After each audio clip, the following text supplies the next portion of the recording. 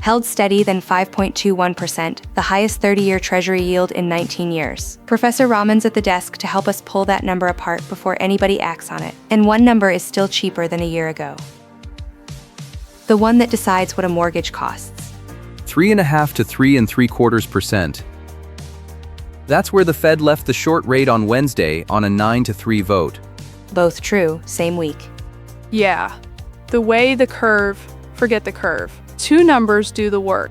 Count it from the June meeting. In 6 weeks, the 2-year moved 3 basis points, the 10-year, 19, the 20-year, 27, the 30-year, 28.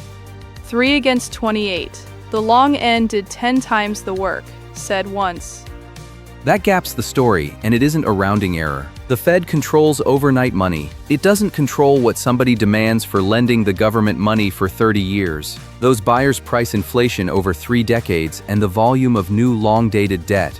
Here's the whole curve at Thursday's close. 2-year, 4.23. 10-year, 4.68. 20-year, 5.22. 30-year, 5.21. The 20-year pays more than the 30. That's backwards. Highest since 2007 has a checkable version. October 2023, 5.11. 2024, 4.82. 2025, 5.08. Thursday, 5.21. I own a rescue dog named Loki, so I'm slow to call anything harmless. That's no typo. It held all week on Treasury's own curve. Professor Raman, anything in that a viewer should act on? Not by itself. The long end's repriced where the Fed has least influence.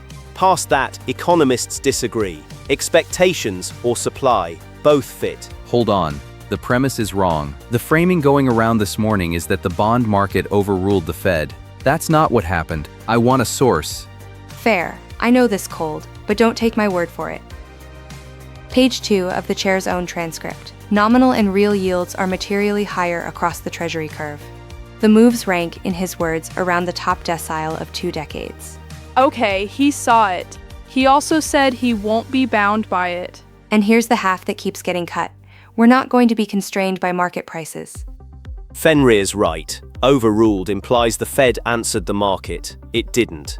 Then the sentence is narrow. The market moved long rates, the Fed held the short rate, and nobody overruled anybody. I'll take the sourced version. From the tape, the 30-year jumped 11 basis points on decision day alone. Think about an apartment building. The Fed sets the month-to-month rent, changeable tonight. The 30-year Treasury's a 30-year lease. The tenant's guess about future rent is inflation expectations. The empty units are the new debt supply.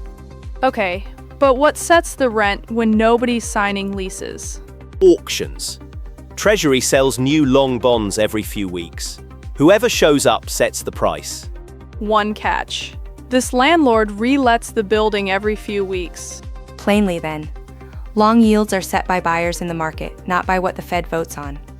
River, 30-year Treasury at a 19-year high. What did the 30-year mortgage do? Up. Obviously up. Mortgages ride the 30-year. It's right there in the freeze. That's the brochure version. Pull up Freddie Mac. 6.66%. The 30-year fixed in Freddie Mac's survey dated July 30th, up from 6.58 last week. A year ago, 6.72. Lower than last year, higher than last week. Correct, and I don't like it. Said once, said wrong. The mortgage doesn't ride the 30-year. The standard explanation is it tracks the 10-year because most mortgages end long before term, but the 10-year is higher than a year ago, not lower. What narrowed is the spread between them. 234 basis points then, 198 now. Okay, the gap shrank, not the rate. Like for like, the 15-year went the other way, 6.04 against 5.85. So do you lock or do you wait? Both cases are real for different people. Which risk are you eating? Lock now, and you're pricing a 19-year high, 3 officials voting to raise, and a quote up 8 basis points this week. Wait, and you're leaning on a rate still under last summer and a June inflation reading that ticked down. Still 3.7% year over year. One number either way, the 10-year moves your quote. Locking suits a deal in motion. Waiting suits a flexible calendar. Neither's advice. Nobody here knows where the 10-year sits by autumn. You're picking a regret. Let me put a real number on the other half of this. The saver who did everything right and still got paid almost nothing. The one with the cash just sitting there? Go. Take this composite example. $20,000 in a plain savings account at a local bank, never touched. At the FDIC national average of 0.38%, $76 a year. 0.38. That's the average across banks, not what one bank pays? Right. One named online bank's advertising 3.40% today, 8 times the national average. $76 against $680. Same money, same access. $604 apart. The gap isn't the market, it's the bank. That's cash sitting still, and it doesn't have to. The next shelf up is a Treasury bill. Careful with the 52-week bill, though. It's quoted on a basis that isn't the Bank discount. The phrase is bank discount. not the one a CD quotes on. Different column entirely. 3.86 isn't 4.02. Same bill, 2 quotes. Only the coupon equivalent lines up against a CD's APY. So widen it out. The same $20,000 through every option for a year. Savings average, $76. Money market average, $130. The average 12-month CD, $336. That online savings account, nothing locked up, $680. And the 52-week bill on the coupon equivalent, $804. $728 apart on the same money. No market call did that. Paperwork did.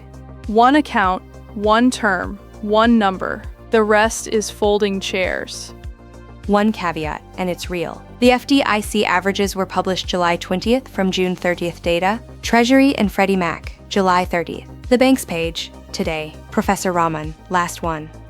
Why did the long end move at all? The chair gave a partial answer, solid output, the real data. Then he said he couldn't break the market signals down perfectly.